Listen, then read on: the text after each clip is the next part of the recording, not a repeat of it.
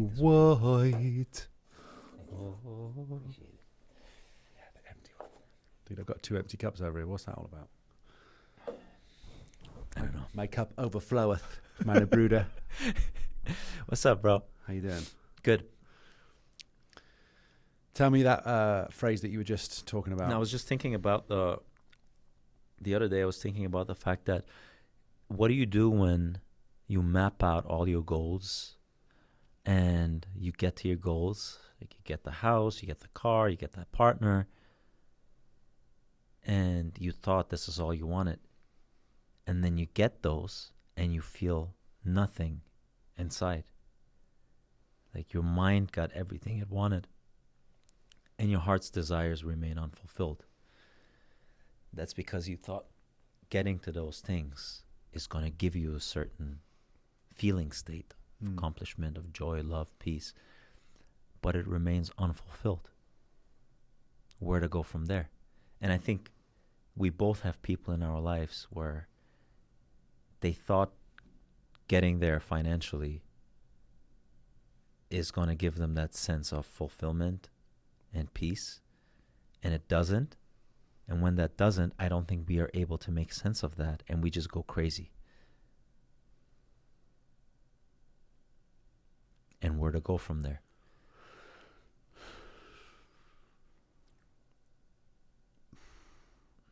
The only word that really comes to mind straight away is purpose, because and what is purpose to everyone? That's going to be slightly different depending on who you are and what means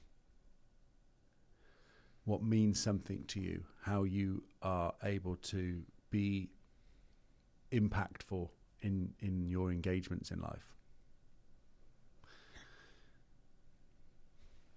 Everybody is trying to achieve something that they've set their heart on.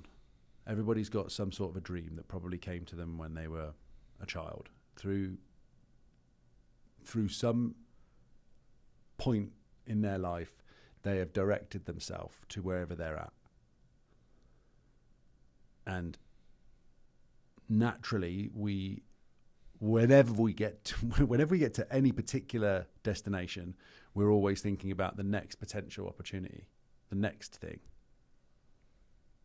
Like there's no end point to that. The end point is we die and we go back to source. So anyone that is in some kind of a position where they're placing too much emphasis on what they can accumulate in the world is ultimately going to get to a point where perhaps they achieve that, perhaps they don't, but it is only a game of gathering.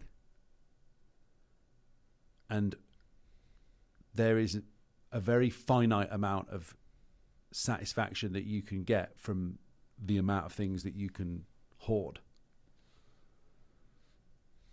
Some of the most successful people that I know are the most simple living people. They've really come to an understanding that it's not about the amount of things that they have. That actually causes more chaos in their life than if they just have the bare minimum things. And some of the most financially successful people are the most economical with their money. That's how you get there. You don't get there by just spunking it on everything. I think that there's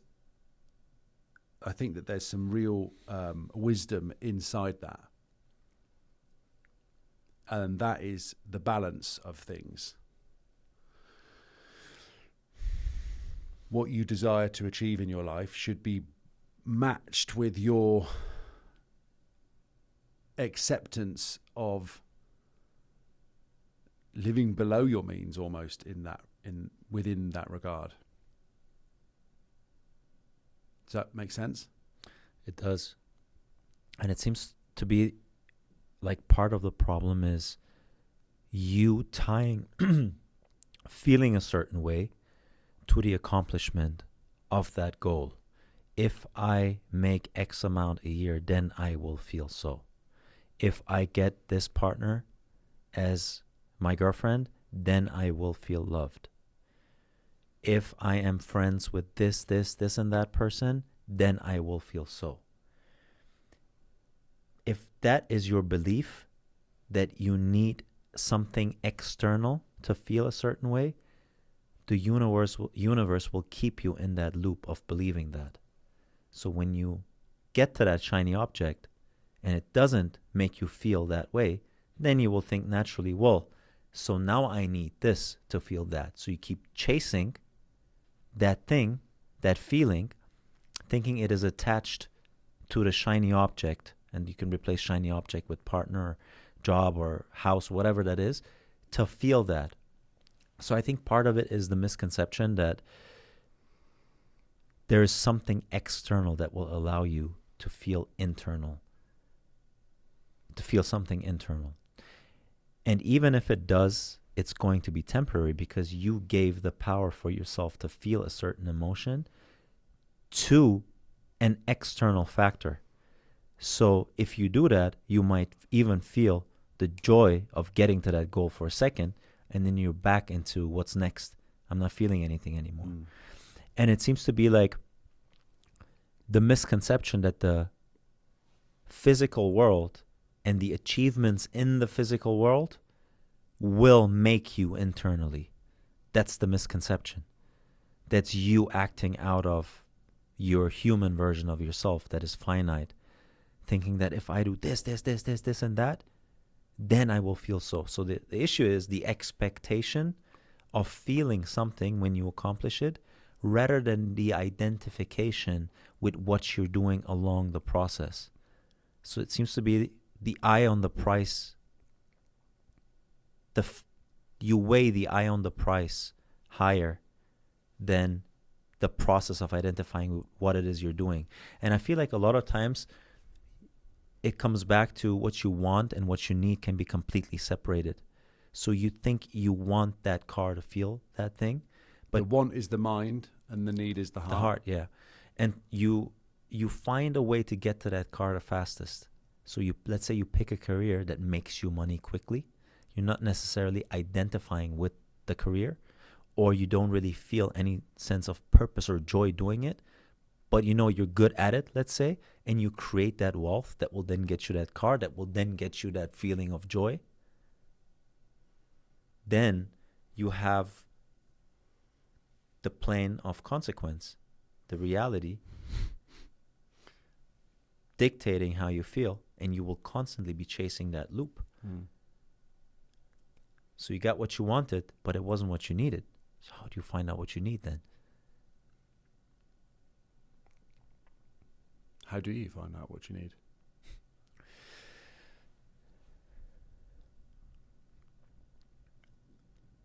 Maybe part of it is bringing your heart into it, and is it feeling right? Is what I'm doing feeling right? Or am I just doing it with the eye on the prize, on the expectation? So part of that will be a certain level of self-awareness that allows you to analyze yourself and give yourself an honest answer. The interesting thing is, like, our society, certainly at least the Western society, like I grew up in England, where you grew up, where we are now, it's telling us that we need these things. You know, you look on your phone or you look on the TV, you see a commercial, it's all like, you know, you've got to achieve this. You have to be earning that. You have to get this thing. You have to have an air fryer. It's like all of these things that you don't need are being force-fed to you all the time, that you need them. Otherwise, you'll be at the back of the pack. How can we operate in an environment, a society that is constantly telling us that we're in need of more things, when, you know, you reference a monk that is sat on a mountain and realizes, I've got everything I need because I don't need anything, because I am. Yeah. Yet here we are making sure that we've got all of these supplements, and are you on the beef organs, and are you taking collagen, and this, that, and the other, or so many things. Like, there's not a day that goes past where I'm not somehow thinking, oh, I need to order that thing from Amazon. No, mate, you don't. You want to, but do you need it? Now, is my heart telling me that I need it from Amazon? Or is my mind? Yeah. Yeah. But distinguishing between those is easier said than done. I think part of it is allowing yourself to feel that what you want to feel without accomplishing that goal. It almost feels like, why would I allow myself to feel at peace and secure when I don't have that partner in my life? So you're making the feeling state dependent on accomplishing a goal. So you're making the heart dependent on the mind. You're making you're using as the superordinate state the external world, the world that you can touch. I need that as evidence to allow myself to feel that way. And there's some utility in that, because you don't want to be stagnant. You don't want to not do anything. So I think part of it comes from the fear that, if I just allow myself to feel joy and peace without having accomplished anything, then I'm going to stay behind in life, kind of, in terms of money and status and all of that. But they're not mutually exclusive. You can allow yourself to feel that,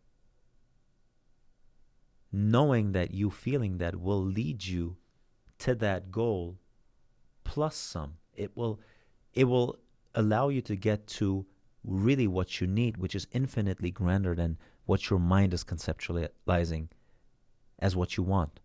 So there's a certain level of trust involved in there that, you're allowed to feel at peace even before that happens. That's because you're operating through your higher self. You're operating at a plane that transcends that polarity of that thing is bigger, that thing is smaller. If I don't have that, I don't feel that. That's incidentally how you allow these things to become more apparent in your life, is by not putting so much weight on them anyway. Right? Like, if I'm sat in a restaurant and I'm willing the waiter to come over, he's not coming. As soon as I let go of that thought, he's right there. Hey, sir. If I'm in a restaurant and I'm waiting for the waiter, am I not the waiter? Does that make sense? It does. I mean, that's a play on words, but is that not true as well? That's the paradox of it. So you can't just wait for stuff. First of all, you got to get up and got to go and act. You got to go and execute what you know to be true. You've got to work for stuff. And I don't mean work like professional work. I mean work on yourself, work towards goals, work towards what your heart is telling you that you should go for. How do you distinguish between your head and your heart? I don't have an answer for that. That's a question. That's something I want to explore, because I think a lot of the time, I guess and I think that's my mind. My heart is a knowing.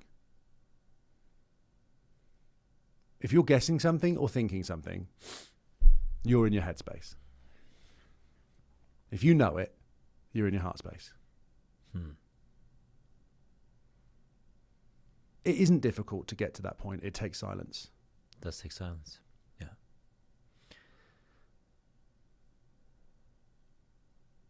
Perhaps that is the hard part, though, is finding the silence. In a world that is constantly vying for your attention, with phones that are buzzing in our pockets, with people constantly coming to you with, help me with this, I'm struggling with that. I mean, you have to be there for your friends. You have to be able to understand that the more you appear to have it figured out, which neither of us do, but the more that you appear to, the more that you are going to be the beacon to them, coming to you like, oh, how do you do this, that, and the other? I don't know, dude. I'm just over here doing and trying my best. I haven't got it figured out either. No one ever does. We just do the best that we can. My advice to anyone is just, I mean, I hear you, and I want the best for you, but you have to find the best for yourself then. You know, when you have a friend who is struggling with something and you know that the best advice for them is for them to kind of like just give it a shot, man. Okay, maybe today didn't go so well. Believe that tomorrow will. And just try and approach it that way. First thing when you wake up, what can I do today to just improve 1% on yesterday? And sometimes that is all it needs. And that's, to your point earlier, is that the taking of the put your best foot forward. It's one of the only things that you can control. The rest of the world is going to be happening. But you can't draw your happiness from a happening. You're reliant on that outside external factor if you do that. It's all within. So you have to tap into that internal state. We come from that. That is always accessible.